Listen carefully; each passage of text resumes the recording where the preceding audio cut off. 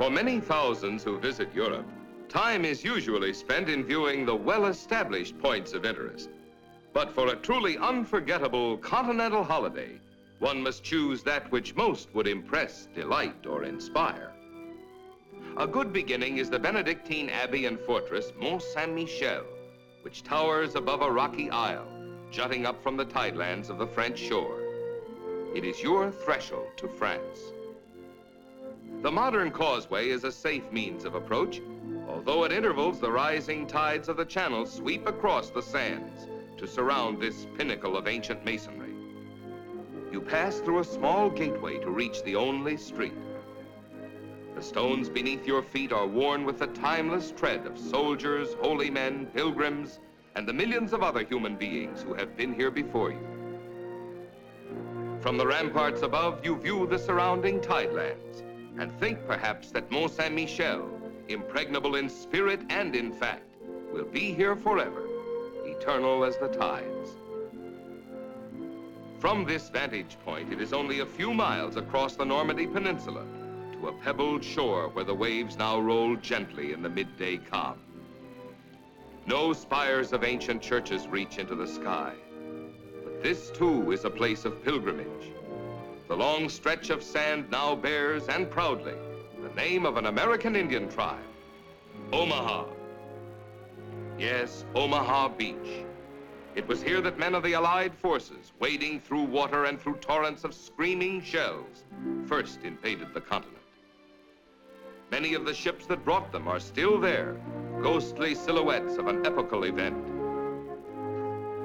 And this plot of sand and earth marks the first World War II American cemetery in France. Now, to complete the pilgrimage, go to Paris and stand beside the tomb of the unknown soldier, and thus honor all who have given their lives for principle, for patriotism, and posterity. While you're in Paris, make your way along the broad avenues and busy boulevards.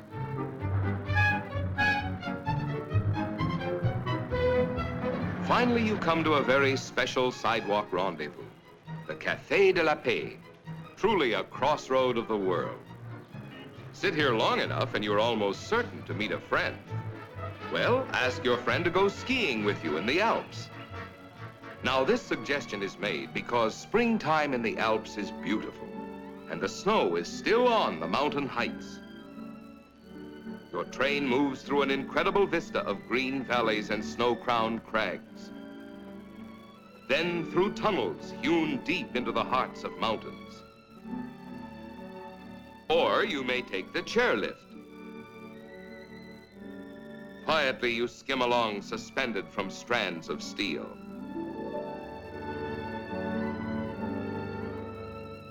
Rising above the valley, you thread your way past rocky walls and greenish masses.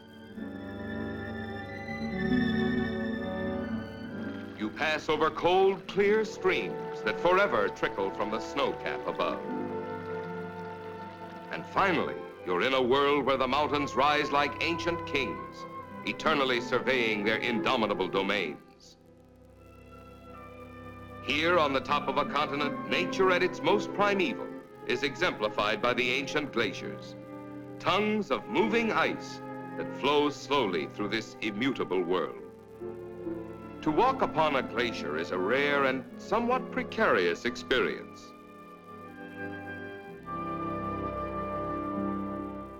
But our appointed quest is culminated on the steep side of a snow-powdered slope.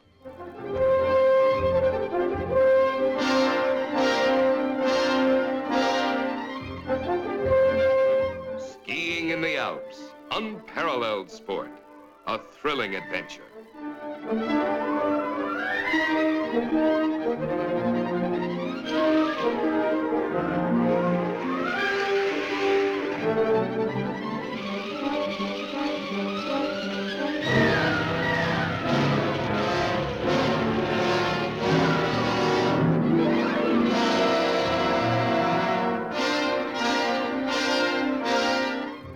The bottom of a hill and the end of an exciting alpine escapade. You have a date now in nearby Austria, on Lake Traun to be exact. Its blue mirrored water seems to reflect the passive tranquility of life in these regions. As in seasons past, in the towns and villages surrounding the lovely lake, when nature has given full petals to the flowers, this pageantry of gaily decorated boats salutes the season. Watching the rainbow-hued parade, one can almost hear the glorious melodies of Brahms, Strauss, and Franz Lehar, masters of eternal music, who were charmed by the waters of this lake.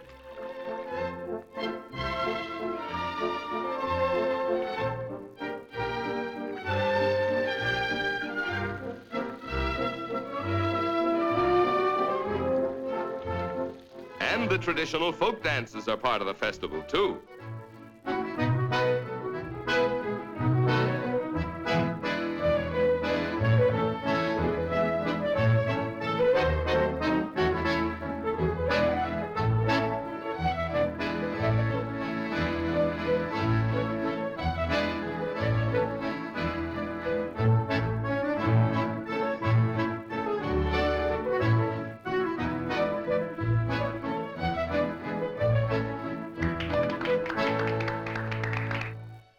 Truly a place for pilgrimage is Lourdes, in the foothills of the Pyrenees, known throughout the world as the city of the Blessed Virgin.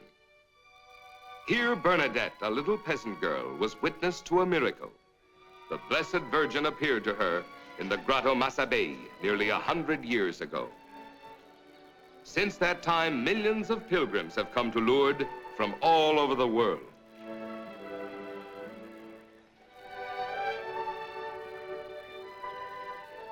The sick and the lame, filled with hope of a personal miracle, are carried to the grotto. The walls are blackened by the smoke of countless candles and hung with crutches and other implements once used to support the infirm. Whether you go to Lourdes devoutly or with awakened curiosity, you are certain to leave with a greater understanding of religious inspiration and human faith. To fully appreciate Venice, one of the most fantastic cities of Europe, one should approach from the Adriatic Sea.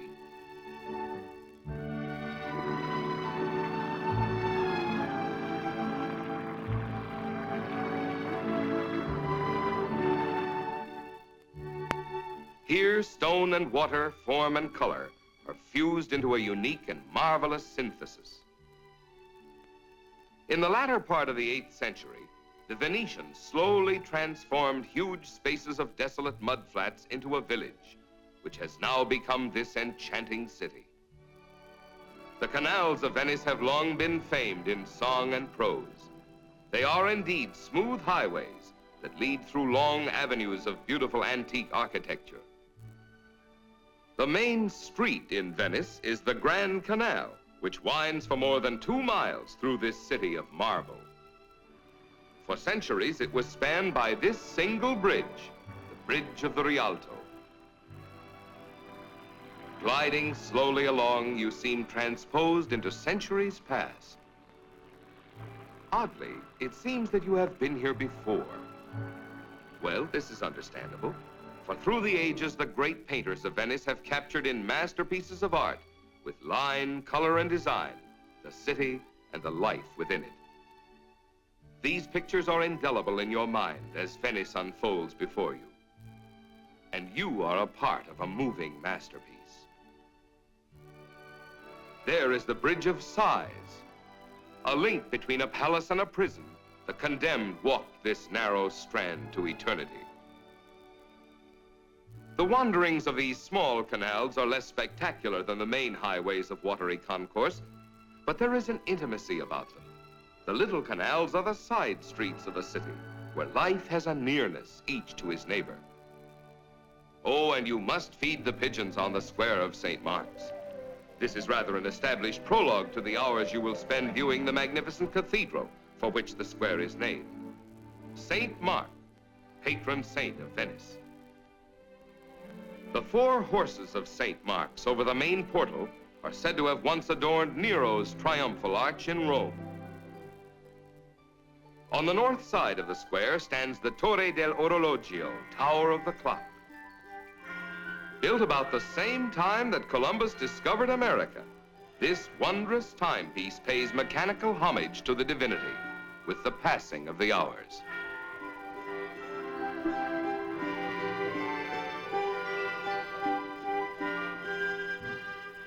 In Arezzo, a very ancient town of Etruscan origin, history comes to life. Each year, a medieval tournament is reenacted with all its pomp and heraldry. To see this, the Giostra del Saracino is to thrill to the excitement of a storybook tale come true.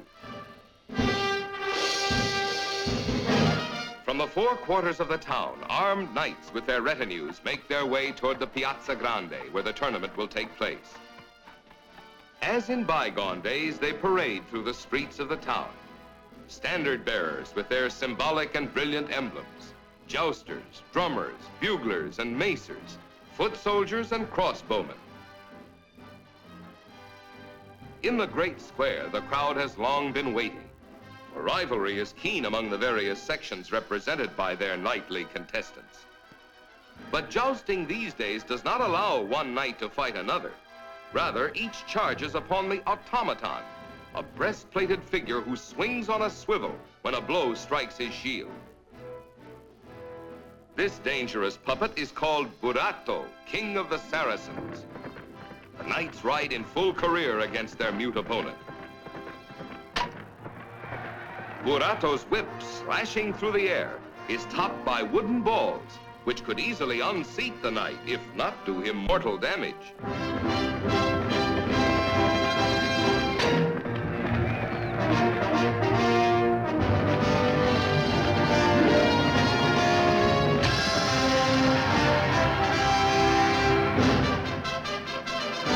Points are scored in various ways, by speed of attack and by the point of the lance's impact on the shield.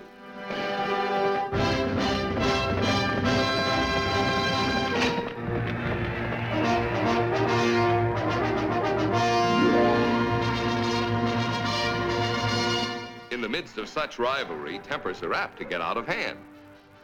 But in the end, as in tournaments of old, the royal judges decide which knight has won the day and which retinue of attendants has the better right to celebrate. A continental holiday would be incomplete without at least a few days spent along the French Riviera. An international playground, this coastline along the blue Mediterranean has become the Mecca for those who have been captivated by its charms. For pleasurable bathing, the warm waters of the sea are rivaled only by the brilliance of the sunshine, which bestows an amber luster to such objects as overexpose themselves. And if you care to pit your wits against the wheels of spinning fortune, Monte Carlo is nearby. This gambling casino is actually part of the Principality of Monaco, an independent state with its own rulers and its own laws. It is interesting to know that none of the citizens pays any taxes in this small but prosperous community. It is also interesting to know that none of the citizens of Monaco is allowed to gamble in the casino, only visitors. Well, of course, your holiday must include a bullfight in Spain. But more in Pamplona, it is a time of fiesta and fun, of song and laughter, dancing in the streets. Olé!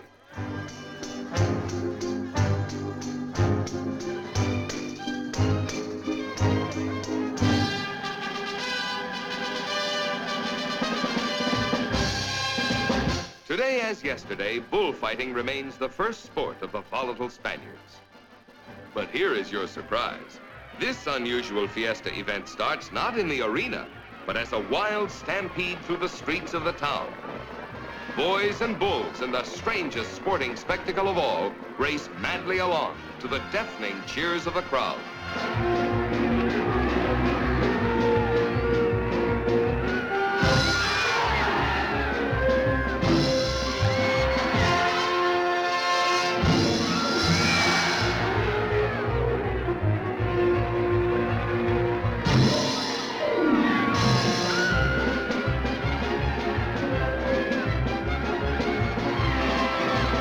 This is a bullfight? It looks more like a riot. But that's what they call it in old Pamplona. Well, you've had your holiday thrills. The impressions they have left upon you are varied indeed. Some have been moments of solemn reflection. Others instilled within you the essence of exhilaration. Beauty and iridescent design has been yours to see and appreciate. You have been stirred by the spiritual mystery of a continuing miracle. You have traversed watered pathways through a city's medieval tapestry, cheered the forward rush of jousting knights,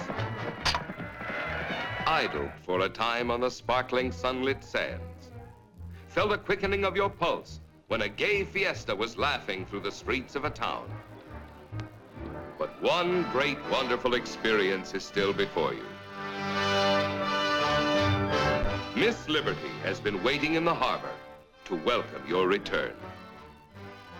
Don't apologize for the lump in your throat. Just call it your own personal consummation of a continental holiday.